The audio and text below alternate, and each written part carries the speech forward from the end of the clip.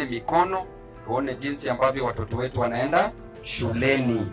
Nyinyi mnajua mambo yangu na mambo ya elimu. Mimi ni huwa nawaambia kila siku, kama si elimu singekuwa hapa siku ya leo. Kwa hivyo wewe mama ambaye unasimama siku ya leo hapa kwa jua, wewe kijana na wewe baba ambaye unasimama hapa kwa jua, simama tu kwa hii jua. Fanya hiyo biashara yako kwa jua. Enda kwenye mjengo, enda kwa jua kali. Mama, uza hiyo mboga yako ili upate tu karo ya shule, mtoto aende shuleni. Siku moja huyo mtoto atakutoa kwenye hii jua, atakutoa kwenye matope, atakutoa kwenye mvua, na enda tu, usichoke.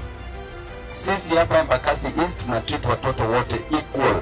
Hakuna mtoto ambaye ni Mjaluo ambaye ni tofauti na mtoto wa Mkalenjin na mtoto wa Mkisi, Mkamba, Mluya, Mkikuyu, Mgiriama. Watoto wote ni sawa wote. Mimi sikufanyii kazi, mimi nafanya kazi for God. For God. It is not for you. It is for God. Sawa sawa.